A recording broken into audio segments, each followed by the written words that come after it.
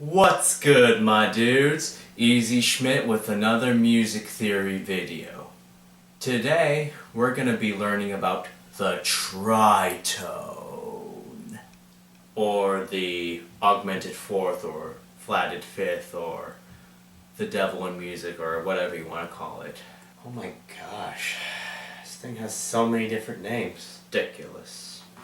I fooled you this time, huh?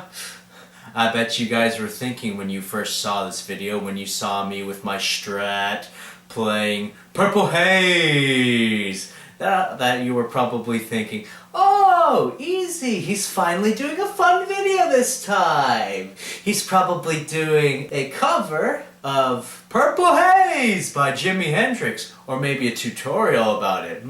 Finally, he doesn't have to do another boring video. Thank God. In fact, I even wore my Jimi Hendrix t-shirt for this too, huh? But you thought wrong, though. Today, I'm not doing a cover of a Jimi Hendrix song, nor am I doing a tutorial on how to play it. I'm doing another boring, lame, exhausting brain strain video. And you guys are probably now thinking to yourselves, Easy! Why do you always have to make boring videos? Why don't you ever make a fun video ever? Why? Why? So without further ado, let's get started. What the tritone is, it's an interval. A dissonant interval, specifically. Because it's symmetric, which is like what makes it dissonant. In fact, in a previous video discussing intervals, I believe I did mention tritone a number of times, so I'll post a link in the description below. So if you want to take a look at that to maybe jog your memory, or haven't got a chance to look at that, just feel free to click on the link and watch the video. Watch to your heart's content. So the tritone, during the Middle Ages, because it was so clashy and it was so painful to the ears, it was actually forbidden to play the tritone in church or just anywhere. So if a church official, religious official, like a priest or someone, caught you playing that in church or in leisure time, chances are they would probably burn you to the stake. So don't want to do that, though. But I mean, as time progresses in the modern age, or even as early as the Baroque era of classical music, the tritone became more accepted and people were playing it more often. They were becoming more daring, more experimental. The reason why in the Baroque era, we started using the tritone, because we found that it actually sounds pretty pleasant when you bury it within a chord. For example, the Jimi Hendrix chord. Beautiful chord, isn't it? That chord actually has a tritone within it. Yeah, because in the Baroque era, you would start to even notice diminished chords and dominant sevenths which have tritones in them. And they would play quite a lot of them during the Baroque era and onwards, especially in the Romantic era, and in jazz especially, and in funk, with Jimi Hendrix too. He made that chord very popular, which is why it was called the Jimi Hendrix chord. But the tritone is what is the base of the Jimi Hendrix chord. It's what gives it its flavor, its spiciness, such as...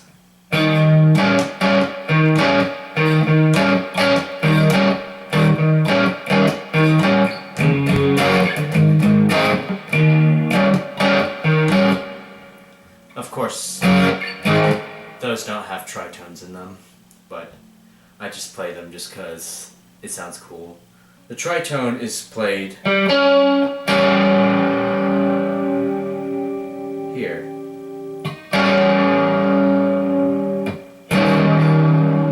Yeah, because in that chord, if you didn't play the tritone, it'd sound pretty bland, kind of lame. So it sounds something like this.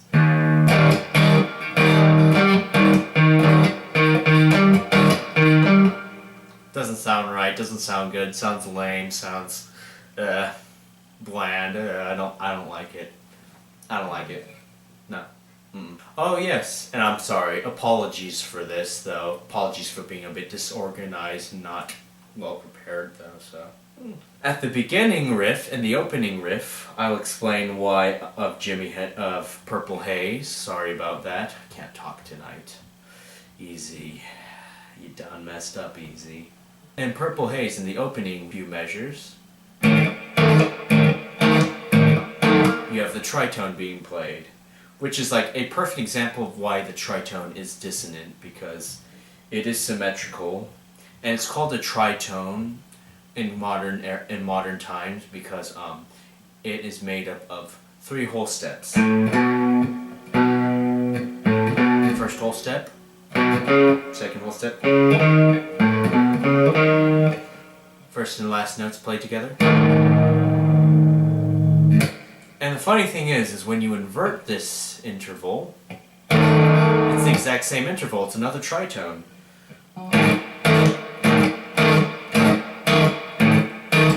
Like such. So that's basically why the tritone is dissonant, and it makes a lot of chords, especially like in the Jimi Hendrix and in funk and in blues and in jazz. It really spices up those chords. And even more so in modern music, like for example, a lot of deathcore music, a lot of death metal, a lot of non-melodic metal in general, the cacophonic quote-unquote metal, uses a lot of tritones in them, especially when they're doing those brutal breakdowns like dun dun dun dun dun dun dun dun dun dun dun.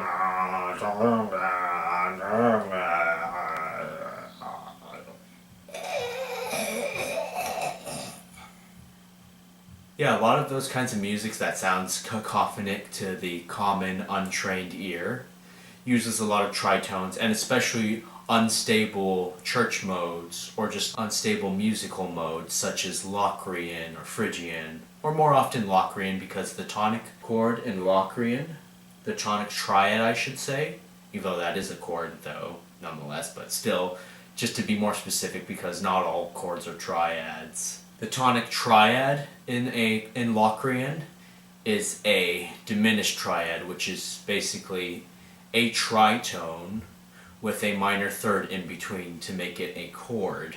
So that's basically what gives it that dissonant sound now.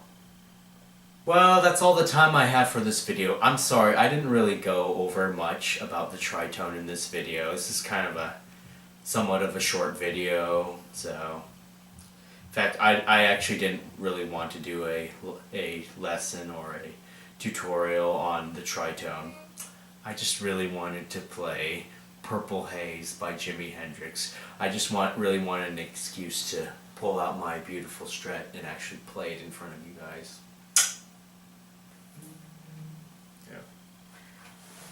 Yeah. I'm sorry.